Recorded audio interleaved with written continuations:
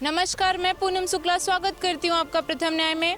आज जहाँ पे मैं खड़ी हूँ, आज से 1 महीना पहले यहाँ पे वॉशरूम हुआ करता था, यानी कि शौचालय, जहाँ पे यहाँ के आसपास के लोग जो रह रहे हैं वो जाया करते थे। फिर उसको महानगर पालिका ने 3 जुलाई को तोड़ दिया, यह कहकर कि ये ज़मीन जो है वो फॉरेस्ट डिपार्टमेंट के अंडर आती है और यहाँ पे हम नहीं बना सकते, और उनके लिए ना ही कोई दूसरी व्यवस्था की है कि जहाँ पे महिलाएं और बच्चे जा सके। और जैसा कि आप मेरे पीछे ये देख सकते हैं ज़मीन, यहाँ पे आजकल वो खुले में शौच की ले जा रही हैं। हमारे प्रधानमंत्री मोदी जी ने मुहिम चलाई है स्वच्छ भारत अभियान की, और यहाँ पे जो शौचालय बने हुए हैं उनको तोड़ दिया जा रहा है और दूसरा कोई व्यवस्था किया नहीं जा रहा है उनके लिए। लोगों को किस तरह की परेशानियों का सामना करना पड़ता है, आइए जानते हैं उनकी ही जुबानी। ऊपर हो गया टॉयलेट टूट के हम लोग का। 1 महीने में हम लोग नगर पालिका जाके आए, कलेक्टर साहब से मिल के आए, कमिश्नर साहब से मिल के आए, तहसीलदार से मिल के आए, थाने आईटीओ में लेटर लिख के डाल के आए। हम लोग की गुहार कोई किसी ने नहीं सुना। नगर सेवक है वो भी इधर शकल दिखाने नहीं आए। तो आप गए थे उनके ऑफिस में, नगर सेवक के ऑफिस में? नगर सेवक के ऑफिस में नहीं गए थे, नगर पालिका में गए थे। रवि व्यास के ऑफिस में गए थे, 1 बार नहीं 2 बार जाके आए। रवि व्यास जी ने आशा दिलाई थी 1 हफ्ते का टाइम दीजिए, हम कुछ करके देते हैं। वो उन्होंने 1 हफ्ते का टाइम लिया, हम लोग ने 20 दिन का टाइम दिया। फिर दोबारा जाके आए, कुछ हल नहीं हुआ। अभी ये दीप काकड़े भाई साहब एक गरीब माताएं, गरीब बहनों के लिए अपनी जान की बाजी लगा के इंसान बैठा हुआ है अकेला। हमारे नगर सेवक लोग क्यों नहीं इधर आए? हम लोग का क्या कसूर था कि तोड़ा बाथरूम? क्यों तोड़ा? तुम लोग की राजनीति थी, तुम लोग की आनाकानी थी, आप आपस में समझते थे। हम लोग गरीब माताएं और बहनें को क्यों इतना सता रहे हो? तुम्हारे घर में माताएं नहीं है, बहनें नहीं हैं, हैं कि नहीं है?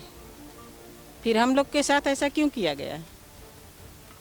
ये शौचालय टूटा 3 तारीख को, वो लोग को पहले से मालूम था। वो लोग रोक सकते थे शौचालय को। टूटते समय भी हम लोग ने फ़ोन किए थे अशोक तिवारी जी को।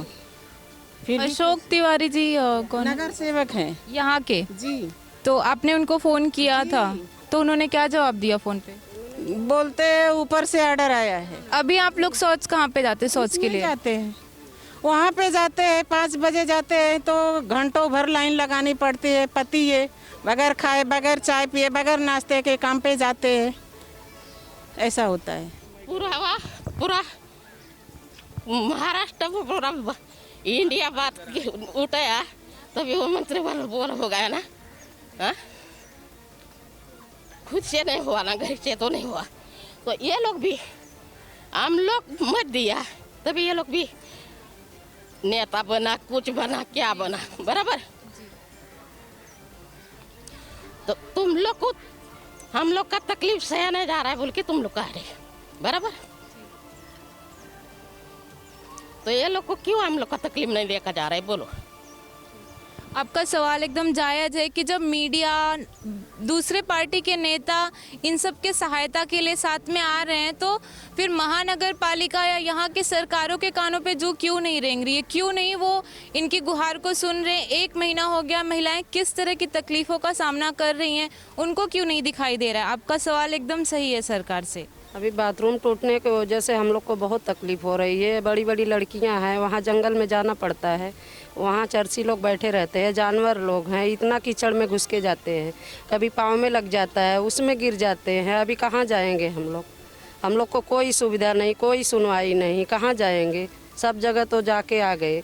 अभी दीप कागड़े भाई के आशा में बैठे हैं, वो भी बैठाए हैं हमारे लिए बेचारे। उनका क्या यहाँ काम है? उनका तो यहाँ कुछ भी नहीं, हम लोग उनको जानते भी नहीं थे, फिर भी वो हमारे लिए कर रहे हैं। अभी देखो क्या होता है, क्या नहीं होता है। हम लोग उनके साथ हैं, जहाँ बोलेंगे वहाँ जाएंगे, जो कहेंगे वो करेंगे। हम लोग को कुछ नहीं चाहिए, खाली शौचालय चाहिए। तो जैसा कि आपने देखा, यहाँ के रहवासी कितनी बुरी तरह से परेशान हैं। उनकी जितने भी यहाँ की औरतें हैं, बड़ी लड़कियाँ हैं, सेफ नहीं फील कर रही हैं। एक समस्या, एक नई समस्या लाकर खड़ी कर दी है कि वो सुरक्षित नहीं हैं। अब वो शौच जा रही हैं तो वहाँ पे असामाजिक तत्व हैं जो कि उनको परेशान कर रहे हैं, उनके साथ बुरा व्यवहार कर रहे हैं, जो कि बहुत ही गलत है। तो यहाँ के रहवासी जो भी हैं दीप काकड़े जी के साथ खड़े हैं क्योंकि वो उनके लिए अनशन पे बैठे हैं। तो आइए आगे की बातचीत उनसे ही करते हैं। भाईंदर पश्चिम के जय बजरंग नगर बस्ती में केंद्र सरकार की 2016 की परमिशन से जो टॉयलेट बना था वो टॉयलेट पालिका ने तोड़ा। वन क्षेत्र CRZ अलग अलग कानून का दाखला देते हुए कंप्लेनेंट की कंप्लेंट पे तोड़ा। खैर उस पर हमें कुछ नहीं बोलना, लेकिन यह 1200-1500 लोग हैं, ज़्यादातर महिलाएं हैं, जो पिछले 1-1.25 महीने से इस टॉयलेट के टूटने की वजह से खुले में शौच जाने के लिए मजबूर हो रहे हैं। ये उनके सम्मान का सवाल है, ये उनकी हाइजीन का सवाल है, और जो संविधान में हमें राइट टू सैनिटाइजेशन दिया गया है उसकी कुचलन का सवाल है।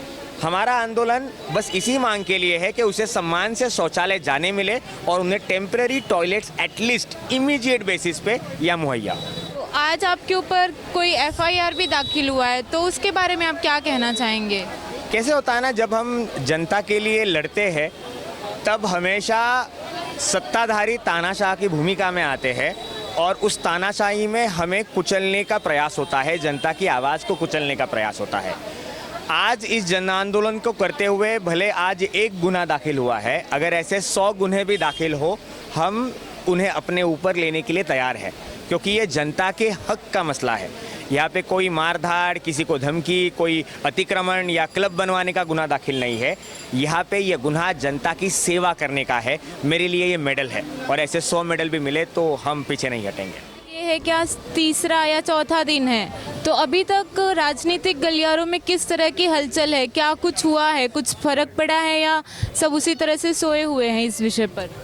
आपने सवाल पूछा राजनीतिक गलियारों में क्या हाल है, तो राजनीतिक गलियारों में जो सत्ता में है वो सोए हुए हैं और जो प्रशासन है वो इस जनता की इस आंदोलन को लेकर के चिंताग्रस्त है और वो इस पर से कुछ मार्ग निकालने के सोच रहे हैं।